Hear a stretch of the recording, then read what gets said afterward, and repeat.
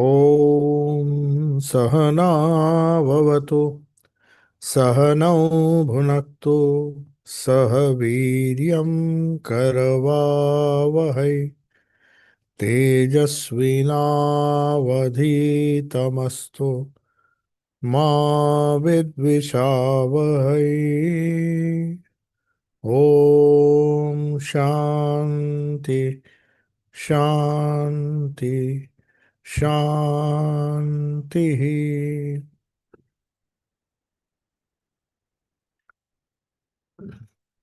So, after a very long time, we will be resuming our discussion on the topic Vedanta as a science of human possibilities. So, we have discussed so far all the different aspects of the human personality, which can be called as a psychophysical organism, like all other, like animals, like plants, which are predominantly physical. Ours is more psychophysical in the sense mind plays a more important role. Mind, buddhi. We've discussed what this buddhi is, which we will continue now. But at the same time, we know that the word psychophysical organism is used deliberately because it is more of psycho and less of physical. Though we share so many physical characteristics with animals and other plants, living beings, but they live more on a physical level. So they are easier to understand, they are easier to predict their behavior like animals, and they are more definitive. Their behavior is more definitive because they have a limitation. But human beings, because of the special nature of this higher mind, which is known as buddhi, it can do many more things than any physical organism or animals and plants in the animal kingdom. Of course, we are not, we are also in a way part of the animal kingdom, the mammals as it has been classified. But at the same time, we know that we are not just a physical organism which somehow obeys certain laws of life and the nervous system, a rudimentary nervous system, which you will find in many mammals, including elephants and all. They are also mammals. They also have different nervous systems which enable them to interact with the other people, other beings in the animal kingdom and plant kingdom. But the reason why human beings are known to are superior than these others in the animal kingdom is because of this psychophysical system, whereas his self control. Now, to understand what self control means, we have to understand what self is. So, all the while we have been discussing what is the self and the not self. Gita also says, Kshetra, Kshetragnya. Kshetragnya is the self, the knower self. And the other things is not self, it is part of Prakriti. If you use the words of Sankhya, it is Prakriti. It is not the self. So, if there are these two entities, practically, if there are two entities, in Advaita Vedanta, they'll say there is only one self, the other is just a illusion, or it is some kind of ignorance which may creates an illusion that it exists. But whatever be the interpretation, let us take the Sankhya idea that there is a Purusha, there is a Prakriti. And self mastery, when you say self mastery, it means separating the self from the non self, which is creating all the problems. So, in this psychophysical organism, if the mind is able to control the body and not vice versa, then a person has a greater self control. If a person has control over his mind, lower mind, then he is a better as a human being, better than other human beings, because He does not react the way other human beings react, which which is similar to animals. Animals just react. When they are attacked, they will react. When they are confronted, they will react. So the control of the lower self, or the that which is the non-self, which includes body, the mind, the prana, the life force, everything comes under the non-self. So it is a battle between the self and the non-self. As Gita says, when it says control the self by the self, people get confused. How can we control the self by the self? What Sri Krishna says is control the higher self by the lower self. That means there is a higher self, or that means there is a lower self which has to be controlled by the higher self. So, till now we discussed the Annamay Kosha, the Pranamay Kosha, the Manomay Kosha, and now we have come to Vijnanamay Kosha or Buddhi. So, to distinguish between the self and the non self, when you say you should be a master of yourself, that means you have to be a master of your higher self, Purusha, not a master of Prakriti. Prakriti, of course, you have to control, but you have to assume the control and your psycho-physical organism, which human beings are, the control should be with the higher mind. So that is why the aggregate of body, the organs, the sense organs, then the mind. Normally, we identify with these like all other animals. The more we identify with the body, we are nearer to animals. The more we identify towards, doing some yoga and doing some pranayama, trying to control, not allowing the body to have its way. We say no, we will do all the different exercises, go to the gym and all those things, so that our pranas are under our control and we can control at least the body, or by doing yoga asanas, pranayama and all those things. So, body, organs, and to some extent, the organs are and the prana, the pranamaya sharira, we control. Then comes the mind. Now, this mind itself, as I said, has been divided into a Manomaya Kosha and Vijnanamaya Kosha. Vijnanamaya Kosha is what is popularly known as the Buddhi. So, the topic that we discussed last time was what is this Buddhi, what are its constituents, and how do we use Buddhi to control the lower mind. So, one fact is clear that there is a reactive mind which is very near prana, which is very near our body, Annamaya Kosha and Pranamaya Kosha. But that is why it is known as Manomaya Kosha. It is nothing but a refined, it is nothing but a some kind of element of Prakriti which helps us, which sensitizes us to our outward atmosphere, that is, outward things, people, things, and objects. So, how the body and the organs they give some inputs, and the mind just processes it depending on how much skill we have. So, the better skilled a person, or even an animal, if it's very skilled, it can do many things with this mind itself. So, we identify with the lower three levels very naturally. We don't have to have any training. Of course, to identify with the higher mind or to a skillful mind, we need to develop skills. So, for which our education system trains us. But still, these three layers or these three selves are known as the lower self. Now, in order to control this lower self, definitely we can't control with the Manomaya Kosha. We need something higher. That is why the Vedanta introduces another possibility which we can develop by developing the Buddhi. So he has to distinguish this whole psychophysical system.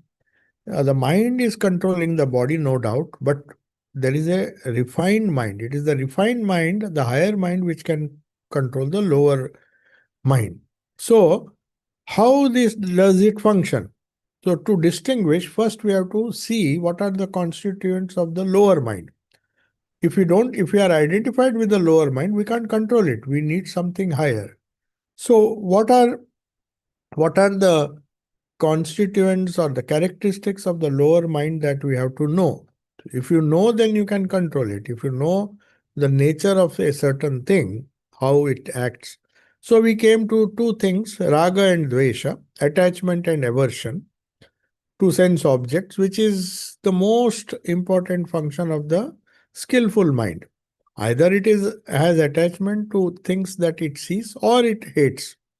And then it decides if it is intelligent, the mind will decide that how to get more and more of raga, things that you like. For that, you need education. You don't like poverty. You don't like to be hungry. You don't like your senses to be depressed. You want to visit different places. You want money for that. So, the raga element in us wants so many good things of life. And the dvesha part of the mind is always looking to avoid unpleasant things, avoid poverty, avoid diseases. So, all our mind does is to find out ways and means through skill, through education, through good jobs, through business, and all those things, how to get the best of life, best of the worldly things for ourselves. So he says that self, that the mind will anyway do. We have to, but even to do that, even to succeed, we need some kind of self control. If you want success, even in material life, as we have seen, we need some control. We can't indulge in the senses and then expect the mind to be very skillful. To develop some skills, we have to have renounce certain things. We have to forego certain things to acquire a skill, even to acquire a skill to earn more money. So he has to, by a process which we will see now, hold oneself with the help of buddhi, of course, which is the higher mind, from the mental waves. Don't let the mental waves to control us. Mental waves will say, oh, you just relax, you don't have to bother. But your buddhi will tell you, no, if you relax now, then you will not develop the skills that you need to get all the things that you like, raga. So you can watch them, you have to watch them, and before you can restrain them.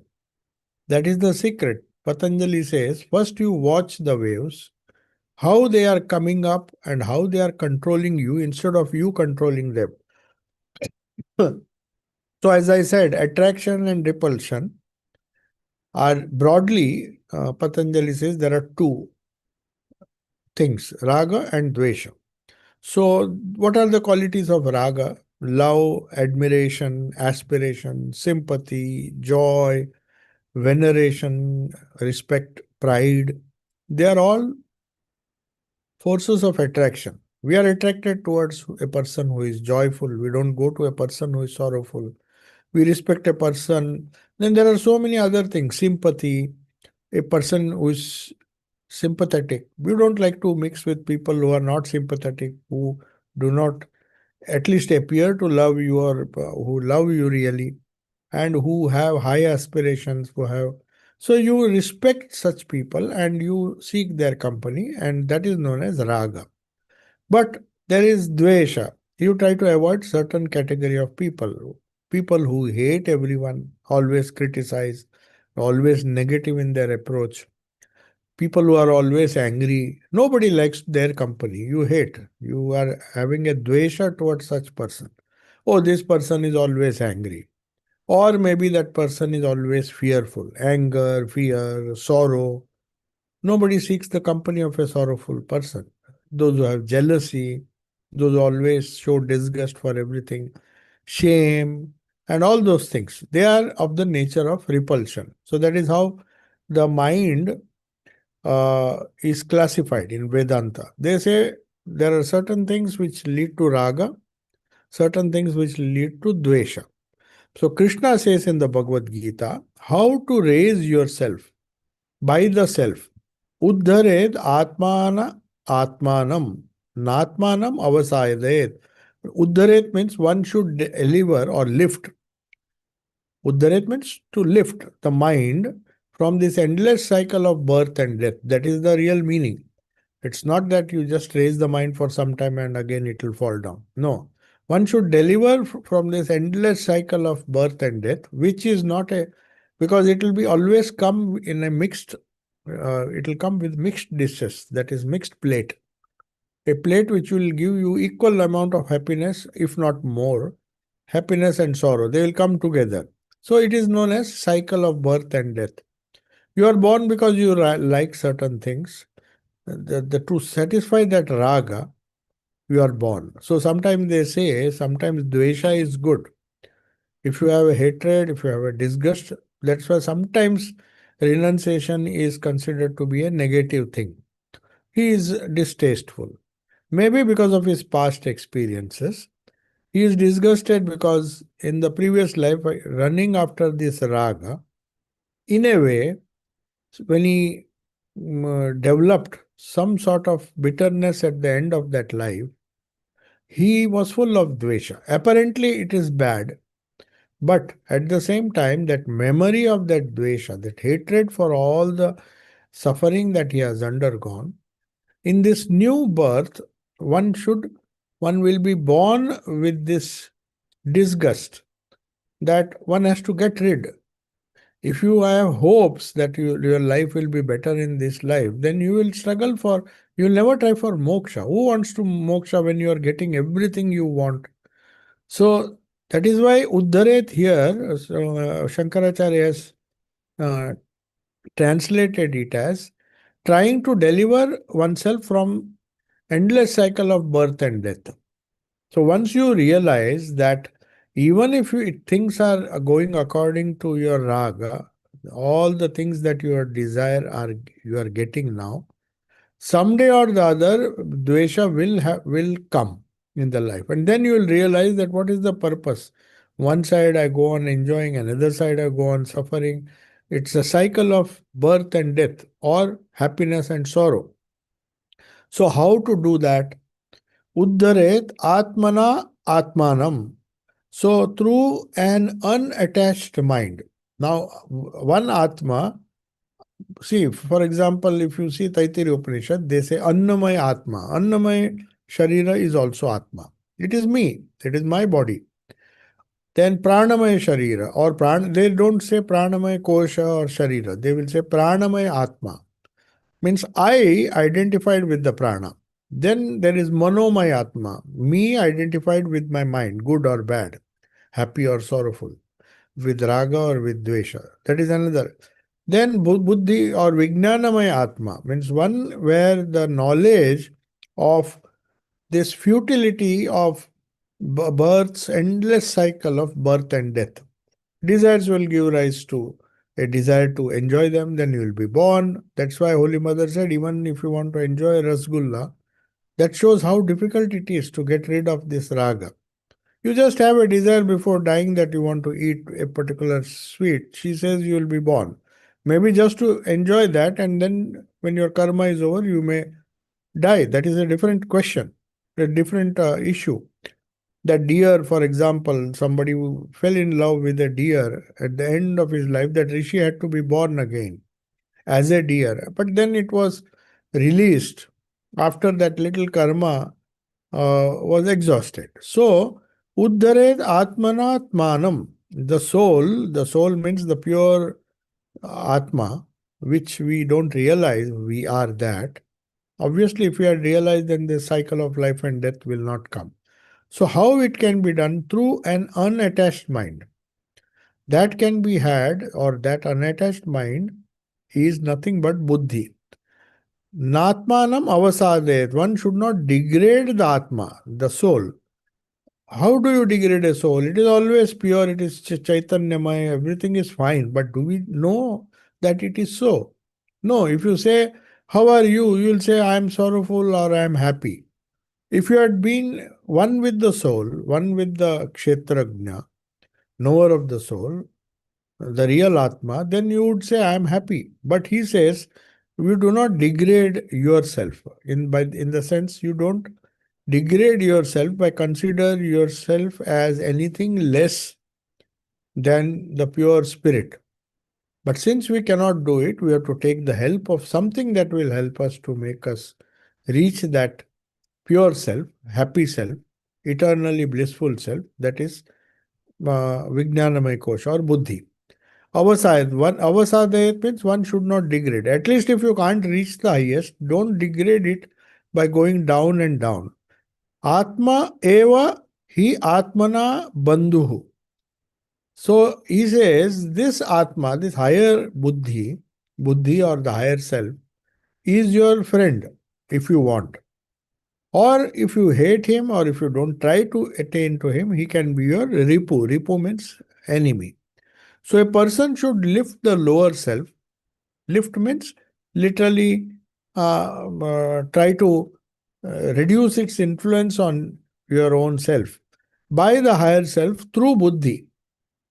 How to do it? Through buddhi, because buddhi is the intermediate thing which helps to connect the lower self and the higher self. So you raise it, that means you take care of it, don't allow it to control your life, but control your life with your buddhi.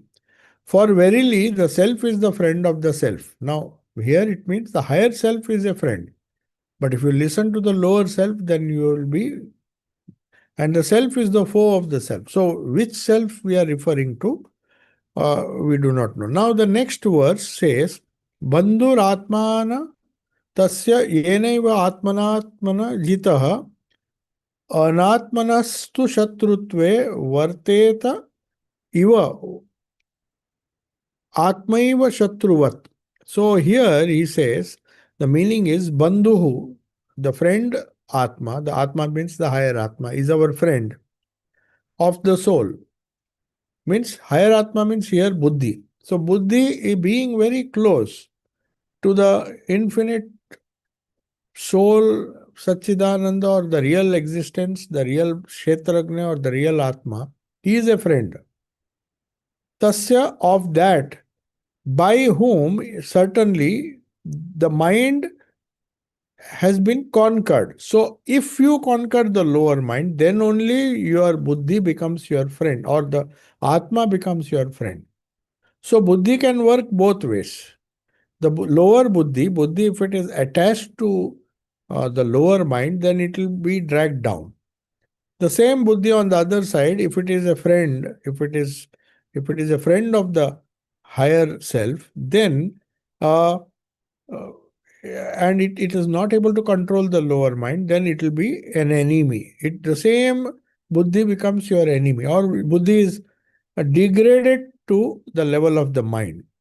So you have to just one who has controlled this lower self, that is the lower mind, the lower pranamaya kosha, and the annamaya kosha by the higher self, by the buddhi. His lower self then becomes a friend. So, to a person who is aligned to the higher self, this body is not a burden anymore. Otherwise, so everybody who commits suicide should be happy. No, he is not, because he is still a friend of the lower self. Though he may have hatred for his body, that is why he gives up, but he doesn't have hatred for his mind. His higher mind is deceiving him, or buddhi is deceiving him to think that getting rid of the body. So, when you say you have to make the lower body, the prana, and the lower mind your friend, that means you have to control it. It has to obey you. Not that uh, if a dog can be controlled by the master, then he is happy. The dog will listen to whatever he says. But if the dog controls the master, then he will be running around, he'll be making the master run, and he'll not be happy.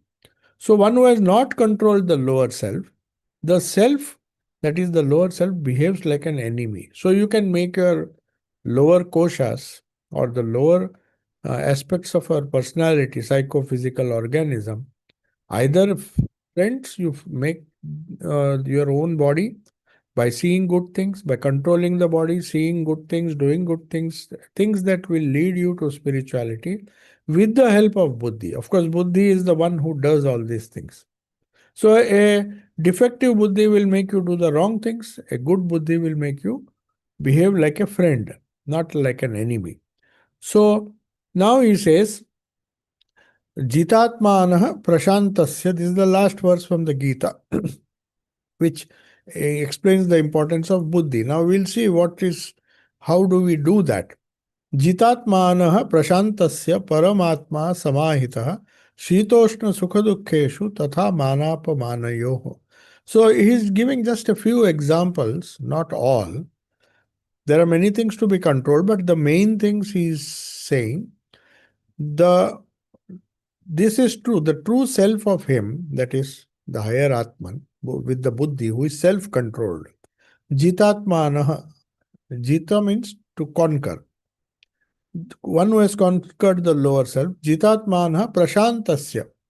So what is the condition? One cannot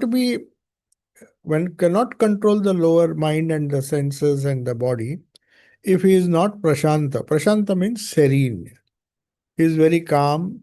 Like you get the idea of serenity by looking at Holy Mother. So it's not that there were no troubles, no problems. Every time she was in the world, she never left the world. The problems were always chasing her. She was surrounded by problems. But she was serene. Because why? Because her mind was steady on that is, buddhi was steady on the Supreme Self, where just two opposites the Gita is giving. Three opposites: cold and heat, shitoshna, sukha dukkheshu, in pleasure and in pain.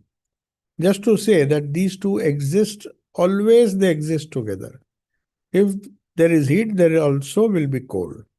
If there is pleasure, there always will be pain. If there is honor, someday you have to face dishonor. Mana apamana yoho. So you don't, to maintain serenity, you should consider these two are inconsequential to your life. That is the idea. So how to do it? Gita is giving us an idea. But just by giving three examples, there are many things, pairs of opposites, a long list can be given. But here, just for example, she says cold and heat, pleasure and pain. So in honor and dishonor. But here, if you see three examples, they represent three levels of your existence. Cold and heat is for the body, Annamaya Kosha. Pleasure and pain is for the prana, Pranamaya Kosha. Because pleasure and pain very often you think it is in the body, but it is your reaction to that sensation that gives you pain.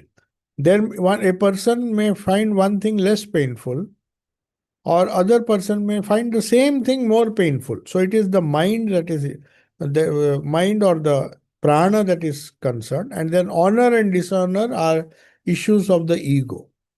So a person, it is so difficult to say that cold and heat should not disturb me, because the more gross it is, the more difficult it is to control. If there is cold, you will have to, you can have a strong mind to say that I can bear this cold. That is one way.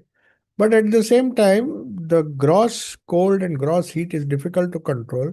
Pleasure and pain, to a certain extent, you convince your mind that what you think is pleasure is after all not pleasure.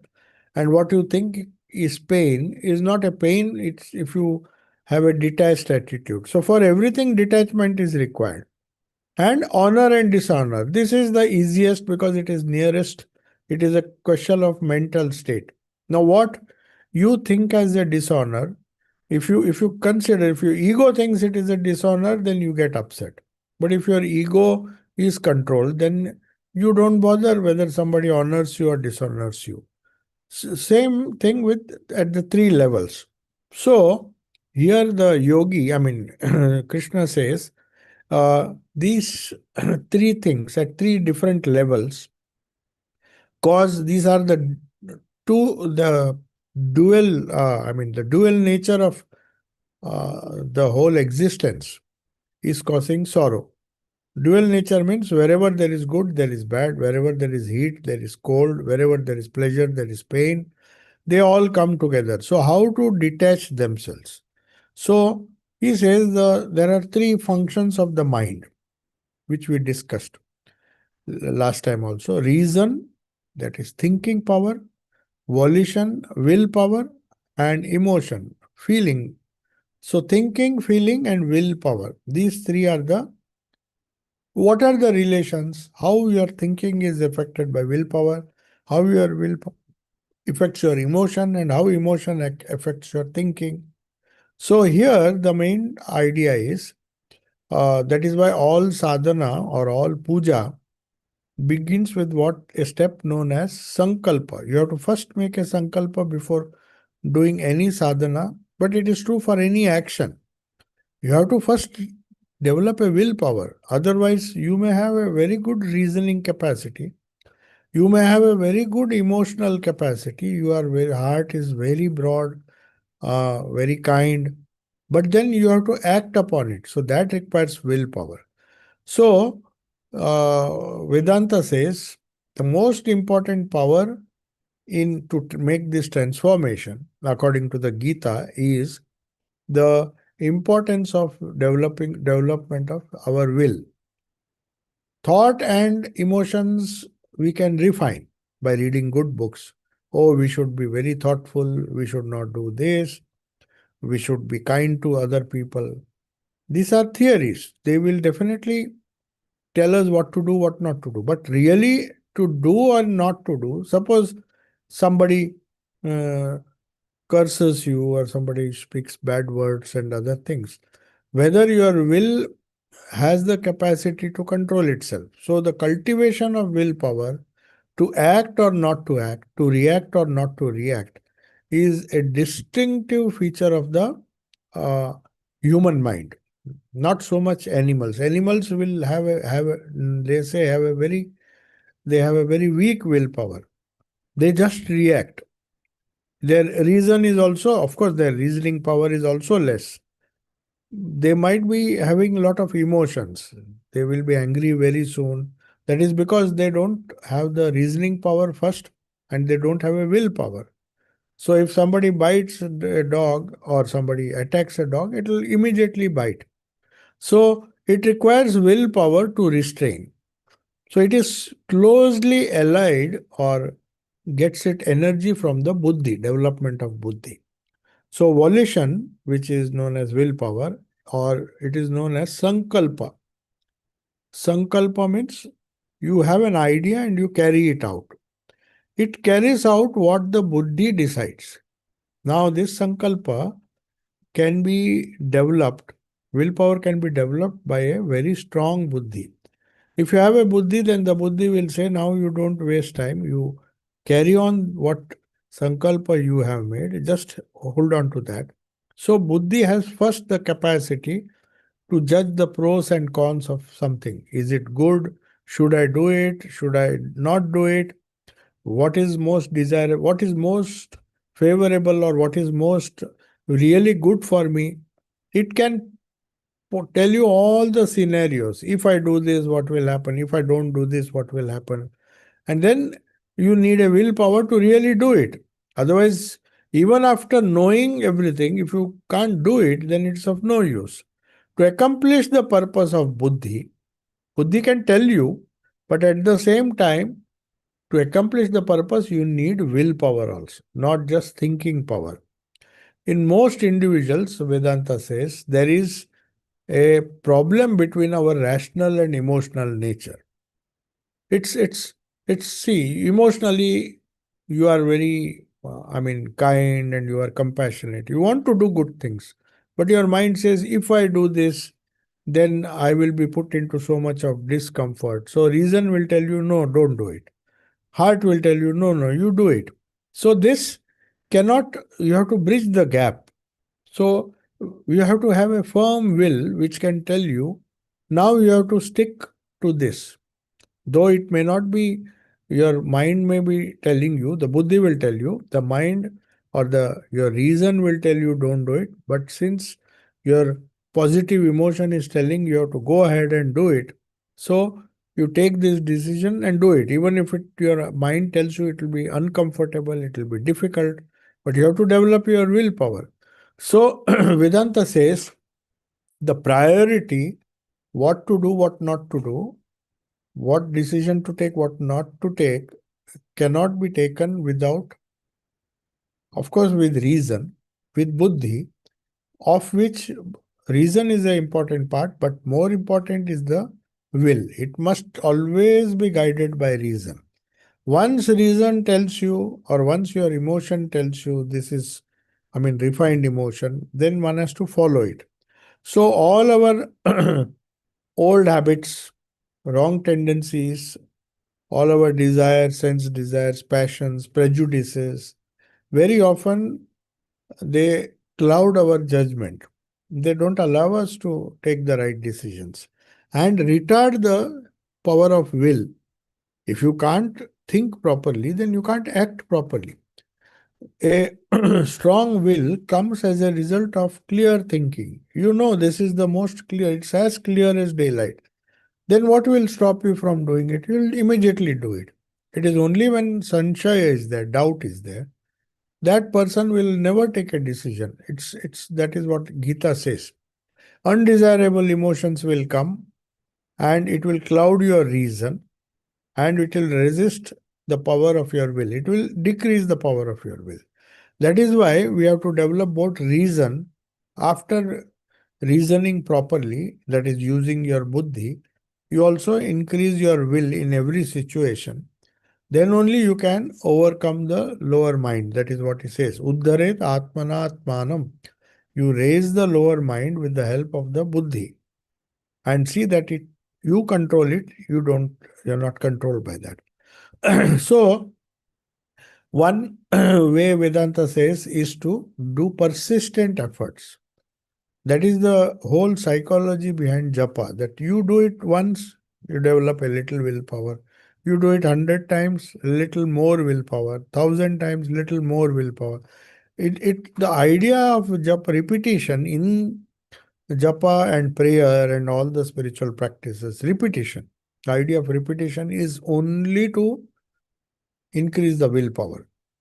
Because the reason has told you what is good, what is bad. But to increase the willpower, you need spiritual practices. So it will convert that reason into buddhi, pure buddhi, and then you can see the self. You can realize the self, and then that self can raise and remove all the limitations of the lower selves. That is why Chandogya Upanishad, it says, in the Chandogya Upanishad, it is said that there is nothing in this world which cannot be accomplished, I mean, in the spiritual sphere, by an indomitable will, a very strong will, which is supported by clear and keen understanding. Atak khalu kratumaya I'll tell you what is the meaning. Yatha kratur asmil loke purusho bhavati tathetah प्रेत्य भवति सक्रतुम कुर्वीत. अथ खलु क्रतुमय purusha means because each person has a willpower of his own. That is the idea. Kratumaya. Kratu means work. Each person has a mind of his own, and obviously it has a thought of his own, a willpower of his own. Asmin loke. Therefore, in his present life, asmin loke, that means in this life, yatha kratuhu purusha bhavati. Just as his will. Kratu means will. So in the Ishopanishad at the end, the person is about to die. Then the Upanishad says, Kratu smara. Remember all your good deeds. Remember all your good deeds. Kratu means actually a good deed done out of like sankalpa, done out of sankalpa, something good I should do. I do a small good deed. I do 100 good deeds, maybe 20, 30 bad deeds, but 100 good deeds, others are weak deeds. So the Upanishad says at the end of your life, first he says, live for 100 years without coveting others' well. Isha vasyam idam sarvam, yat kincha jagatam jagat, everything, cover everything by the Lord. We were reading the life of Josephine MacLeod. She had a very strange practice as a result of Swami Vivekananda's message to her, who saw her to see divinity everywhere.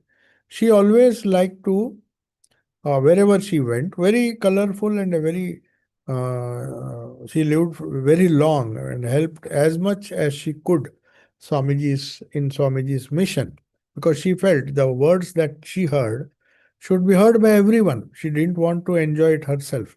She herself thought it gave her freedom, but she wanted to share that freedom. So how did she do it? Very peculiar sadhana she did.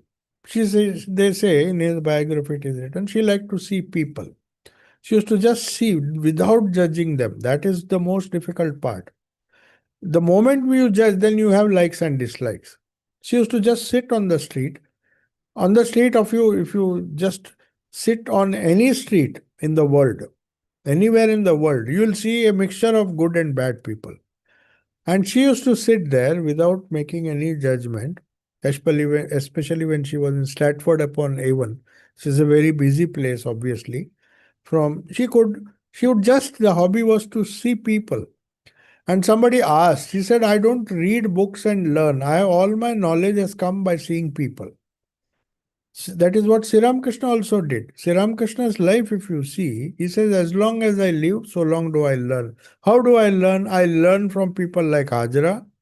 I also learned because he was, though he was angry on Hajra when the Divine Mother refused to remove him, he said, okay, Mother wants you to stay, you stay. I don't care. So he learned, he did not want to pass his judgment. He knew he is irritating me, and perhaps he thought, but then he thought, if Mother doesn't want to remove him, why should I bother? So they had a different view. Kratu means here each person has a mind of his own. And if we respect that idea, then we have to give the freedom to the other person who has a mind of his own. Asmin loke atha khalu kratumaya purusha. Every person is a man of his own will, likes, dislike, depending on his karma. Therefore, yatha kratu purusha bhavati. Just as a person wills, pretya tatha bhavati. He becomes that when he leaves the world. That means whatever he has done, good or bad, will result in his birth, good and bad, in the next life. When he leaves the world, he becomes exactly that. This is Chandogya Upanishad. Sa kratum kurvita. Therefore, he said, he should be careful about what he wants in this life. Because his next life will be determined by what he does. The experiences of this life will decide what he will do in the next. So that is why you have to develop a strong will based on reason. Now, verily, this is the meaning. A person is what his will is. All his small actions, which are a result of will. According to the will, a person has in this world, has means he possesses whatever he has willed. If he has willed, has developed a strong will that he has to be rich, he would definitely become rich today or tomorrow. If he has any desire, but he has to remember that that same will decide uh, what he will do in the next world also. So does he become on departing from this world. Let him therefore form his will. Form his will in the sense, with the help of the Buddhi, form a right sankalpa. Sri Krishna also in the third chapter points to the need of the exercise of will. What is the importance? We have good thoughts, good emotions, but thinking and feeling plus good will. What is the, he says, इंद्रियस्येन्द्रियस्यार्थे रागद्वेष व्यवस्थितौ तयोर्न वशमागच्छेत तौ ह्य अस्य परिपन्थिनौ. So indriyasya, each organ within each organ, eyes independently, ears independently, every organ has its choice. Within each organ, indriyasyarthe, within each sense object, has a one sense object which it likes. Not one. There are many things which it likes, many things. So each indriyas are attracted towards some things and avoid certain things. Raga dvesha means both raga and desha. The eye may like to see certain things, but the eye may not like to see certain other things. Similarly, nose, throat, ears, and all those things. They are situated, vyavasthito. Raga and dvesha are always inbuilt. Sense organs, by its very nature, will go towards that which attracts or we find pleasurable and avoids that which will give pain. So, aversion for those that give it doesn't like, raga for that which it likes. Vyavasthita. They are always inbuilt. You can't avoid it. Tayo na vasham agachet. So don't be controlled by this raga and dvesha. Senses will tell you, you do this, do that. It's like parents telling the children. Children will say, oh, I like this, I want this. I don't like this, I don't want this. Though it may be good for them. But it's parents' duty to control them and not to be just taken away by the sense organ. So he says, Tayoha na vasham. Vasham means control. Don't be controlled by the sense organs. Use your brain more than the rational capacity. Also control your emotions. But the main thing is control your will. So that is why they say, Holy Mother said in Kali Yuga especially, desires are not considered to be sin. To be having a desire, but if you actually fulfill that desire, means attach the will to that desire and do it, then it will cause karma. So that is why when many people came and said, my mind is not under our control, Mother said, no, just go on doing japa. Just try, it will come under control. Senses, she says, a mantra, if not anything else, mantra will help you to control the senses. Somebody asked, what happens if you repeat the mantra? She gave a beautiful answer, which is exactly what Gita says. This mantras, even if it doesn't give you realization immediately, it will help you to control the senses. So, with each sense organ, there is raga, dvesha attached to it, attachment and aversion to its object, yet one should not yield to them. The buddhi should tell the willpower not to just succumb because they are enemies. Paripanthi now, they are for a asya, for him who is a spiritual practitioner, they are serious obstacles. Tayorna vasham agachet, tau hi asya paripanthi now. Paripantha means that pantha means pantha means walking. Pantha means path.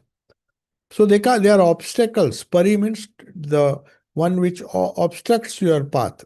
So paripanthino, they are different obstacles, these things, this for a spiritual practitioner. May not be for all, but for a spiritual practitioner. So one important thing Gita will say now, of course it is there in another verse, which says, how do you subdue the senses?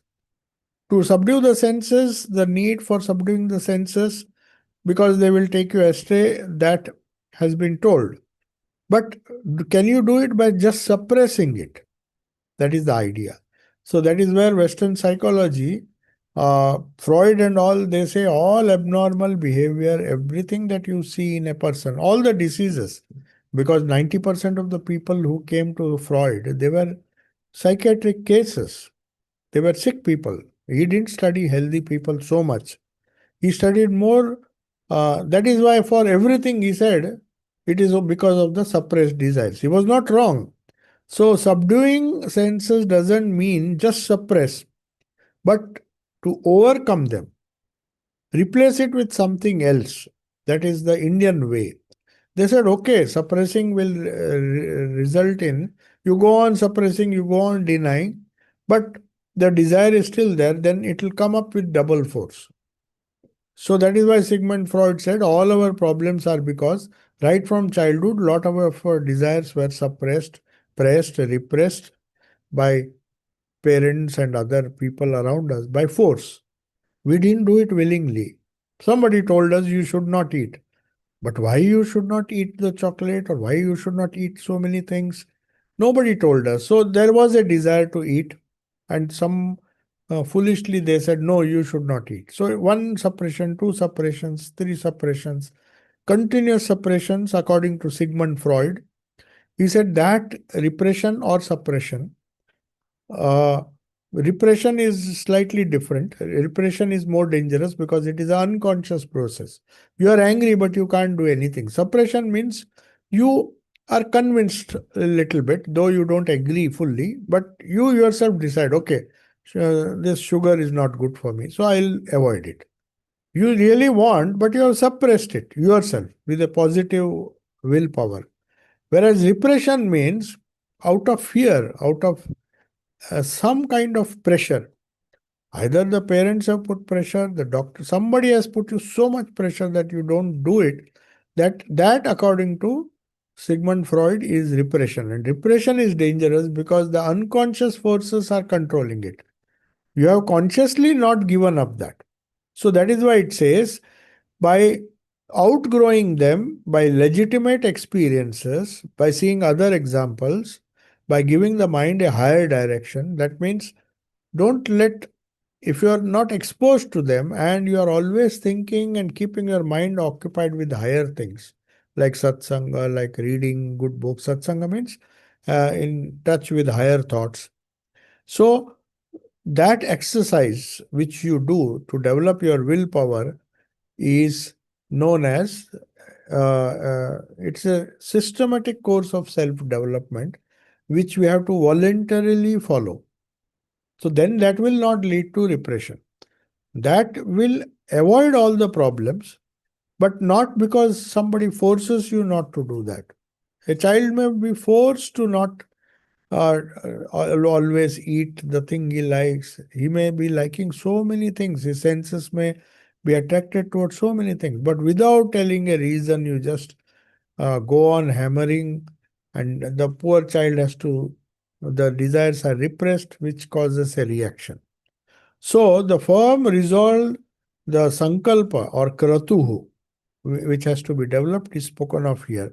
By observing, they say, by observing the vow of silence as a routine, not that somebody comes and tells you that if you speak, I'll remove you. Like in school, they do. They will say. But here he says, as a tapasya. As a tapasya, you resolve, they say, uh, take a vow that I'll practice mauna for some time. By observing, he can stop some of the habits of gossiping and other things which will help him to control to a certain extent. The samskaras will not go, but at the same time, if he just doesn't open his mouth, then there are many problems he can solve. So that's the idea.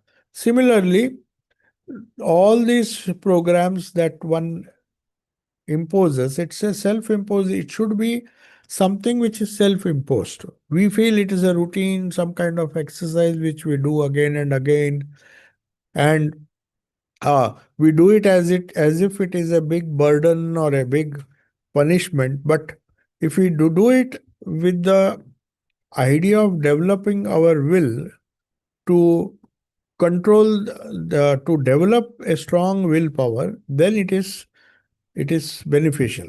So, as Sigmund Freud used to very often say that if you force some discipline on somebody, especially children, it accumulates because it is an unconscious repression of the spontaneous desire to get what is good or get what it likes, raga.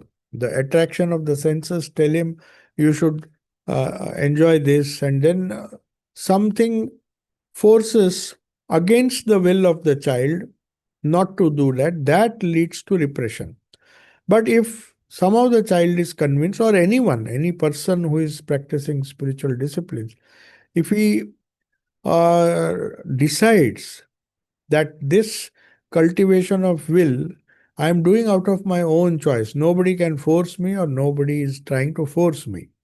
That is why very often anything that is taught to children or to others against their will, against their sweet will in the sense a will based by reason.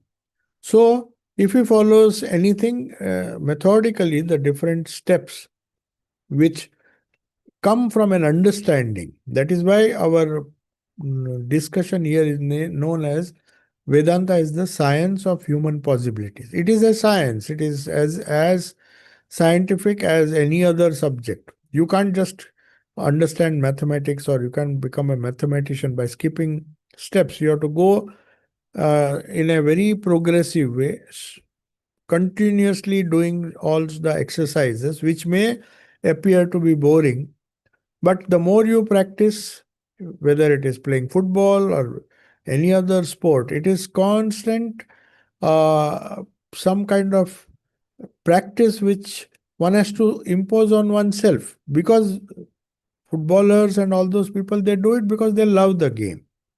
Whereas a child can be forced. He may not really love to discipline himself to study a subject, but if he is forced, then there will be resentment. So, from a spiritual point of view, when you explore the possibilities, the buddhi comes into play. So, all our physical, intellectual, aesthetic, moral, and other things, they should come as a result of, or they should be cultivated as a result of voluntary discipline. So, Vedanta says it is the freedom of will, the freedom that a will gives to an individual, provided he is wise enough to use it properly. That is why Swami Vivekananda's definition of education is the best possible definition. He said, education is nothing but training of the will to do positive and good things. That is the only thing we need to teach. Information the child will automatically get. There are so many sources. He's not just putting a lot of information in his brain which he doesn't know how to use. What needs to be taught as the core of every education is to teach the child, according to Swamiji. It is nothing but education. Good education is the training of the will and to channelize the force that is derived by the willpower that the child or the person who is learning develops as a result of repeated good actions and channelizing it through good channels to do something useful. So it is that freedom of will which is different from the freedom of will which a subhuman animal has. Animal also has a willpower. It has tremendous willpower, but it is misdirected. The problem with evil people is they are also men of tremendous will. If it's in fact an evil person, he is so keen to do that evil action, he will take any risks, and sometimes they are bolder than the people, good people, because they are evil at on a very large scale. They have very strong willpowers to destroy, even to give up their life. So, at a subhuman level, there is this f- forced action of the will on things which are not good. So, the moral responsibility can come only if the buddhi is developed. So, that is the importance of the development of buddhi in developing one's personality. So there are two forces, as I said. One is the animal instinct, which just believes, like dogs, and there's so many animals who have tremendous wills and tenacity. But they are not better than human beings for the reason that that will has been developed by repeated actions forced by it. It's just a repeated action, repeated habits, and the Annamaya Kosha, or the body, and the Pranamaya Kosha, the life forces, and the lower mind is just trying it to react, trying to tell it to react in a particular way. But only human beings has a new faculty, a higher mind, which is known as buddhi, which has the capacity to judge whether this willpower which I am developing is taking me to my destruction or to my it will lead to goodness. That is why Duryodhana, this is a very famous example of what wrong education can do. Though the teacher was same, Duryodhana complains when he's about to die and telling Krishna, I know what adharma is, but unfortunately I cannot follow it. I know I cannot but avoid it. I know what dharma is. Janami dharmam nachame pravrutti. I know what it is, but my willpower is making me do bad actions in spite of my knowing what will lead to destruction. So in fact, he is trying to put the blame on Krishna. He says it's God who has given me this. faulty will, but man has the capacity to judge or the alternative courses of action, make right choices in life. So for that, good intentions are not good. New Year, we take resolutions, make resolutions. But resolutions may be good ideas, good thoughts, borrowed from somebody or our own thoughts. Good emotions also are good. Good intentions are also good.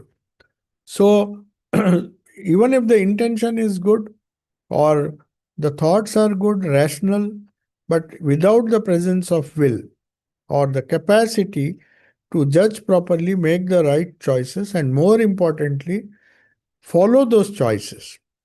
Right choices, Duryodhana knew. The same teacher taught them. Pandavas also knew. Yudhishthira also was taught by same Dronacharya. But when he was taking a wrong decision, he somehow felt that my willpower is forcing me to do something which will lead to my destruction. Perhaps he knew it, but he could not give it up. He said, Janami adharmam nachame nivrutti. I know what is bad. I know what is harmful. So every student has this choice between choice given to him. Student or any student of any, not necessarily a school student, but any person, as Sri Ramakrishna said, as long as I live, so long do I learn. So we are all learning our lessons. We are making decisions. Sometimes they are wrong because of our wrong thinking, and we follow the wrong course. If we are wise enough, we change the course. If we are right, we follow it. If we are right, or if we think that it is helping us, we become more positive, make the will stronger. So, the power to decide may be there, but to power to make the decision and then follow it, pursue it. So that is why they say the only way you can do it is through spiritual practices. That is why, even though it is monotonous, because repetition of anything, if you repeatedly work on a computer, you become an expert. Repeatedly type something, you become a good typist. You don't, it's not rocket science that somebody needs to tell you. You repeatedly work on some mathematics or anything, you become an expert. So every secular or spiritual field, the only way you can develop your willpower is through repetition. And according to Hindu philosophy and according to Christian theology, they use prayer, the same repetitive prayer. Whereas here they call it japa, they call it repetition of certain things very sincerely. It is just to increase the willpower. To increase the willpower so that it can help your reason, rational capacity, provided your buddhi has developed it, and also the emotional capacity, provided your bhakti has refined it. You do it, that falls under the purview of Raj Yoga.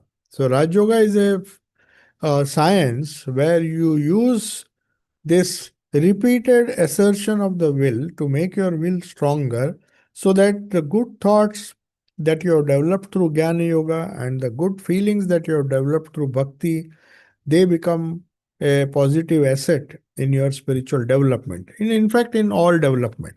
So I think the time is over. Are there any questions? Yes.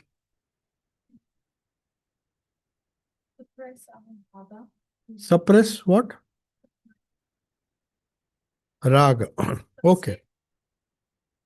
Yeah. So there is a question on YouTube live that through can we through mere brute force suppress our raga. Raga means, uh, if you have understood properly, running after things that you like. So it's not just raga, you have to deal with dvesha also, because an equal number of things we don't like, equal number of things, people we don't like in life. It's not that we are always running after good things. Even if we want to, many bad things come on the way and we try to avoid them. If we meet five good people today, tomorrow we may bump into five bad people, but we can't say that I have no dvesha. We have to deal with dvesha also Hatred also you have to deal. So it's not a question of raga. But anyway, the question is, can we do it by brute force? No, obviously you cannot do it by brute force. Because force will only, the psychological truth is, anything that you do by force without uh, doing it in a very systematic way. That is why Patanjali gives us a very systematic way of controlling the mind. He doesn't ask you to go to the eighth step, dhyana, dharana, and all those things. Everybody wants to meditate. Come and go to the seventh step in Patanjali's Ashtanga Yoga. Eight steps are there. You can't just jump on the eighth step. So, doing anything by brute force is not the solution. It is like asking a child to jump directly without, by skipping the six steps, go to the seventh step. That can't be. So, brute force will definitely not help. But that force, of course, you need a force to slowly, gradually increase the willpower. So, even japa and all these spiritual practices, they always advise you to gradually increase so that there is some kind of harmonious development. That's the idea.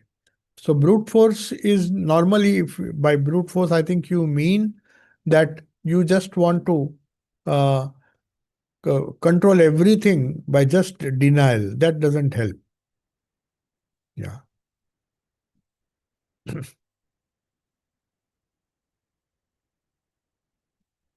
Any other?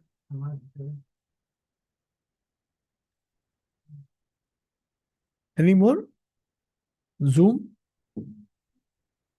Okay. So shall we conclude, or you have? No, I'm thinking exercising willpower is also using your mental brute force, isn't it? Like you No, strong brute, no, willpower force. as It's your exercising force. that's it. Yeah, that's not brute force. Brute force means what, that something which you are not very happy to do, but sadhana is something which you should willingly and voluntarily do. Even control of the mind. If you tell a child to just no, now you will stop all this, you can't do this. So that is brute force. So that has a, in fact, has a negative reaction on our own mind, not necessarily others. But we can sometimes convince our mind that brute force is necessary, but you have to see how much of force we can use. Brute force is not bad. Any sadhana has to be done by some kind of force. Otherwise, the mind, if you say we do it slowly, slowly, like Thakur's case, but before he said, I'll cut my throat, that is brute force. If I don't have your vision. But before that, he has cried so much. We don't see that. It's not that he came to this brute force decision. So, in a way, as I said, will has a gradual way of uh, we can develop the willpower or sankalpa shakti, or in a very gradual scientific manner, that is much more better, because otherwise we do not know how it will impact us. Sometimes the body, the senses, the body senses, the prana, everything has got a limit. Beyond that, it may break. There may be. So you have to use only that much force. Definitely, it has to be sustained force. You may say a persistent force, forcing yourself. No, no, I have to do it. I have to do it. Okay. Like Hmm. following the heart, what says, does it get influenced by our raga? Yes, yes. Following the heart. That is why they say. Of course, Swamiji says when there is a conflict between heart and the mind, follow your heart. But what he means was that when you develop a kind of sympathy, you know that. I mean, everybody knows that when you say heart, we have to distinguish it from raw emotion. Raw emotion is something which appears as if it is coming from the heart. But when you develop the buddhi, then that is the spiritual heart.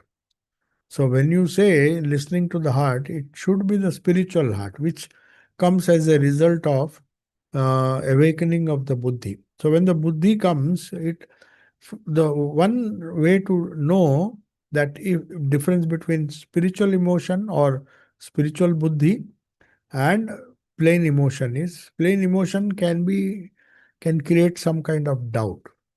When it is the voice of the heart or voice of the spiritual uh, buddhi that is within which is developed, then the conviction come. That is why it is known as nischayatmika buddhi, vyavasayatmika buddhi. Vyavasayatmika buddhi means one pointed mind.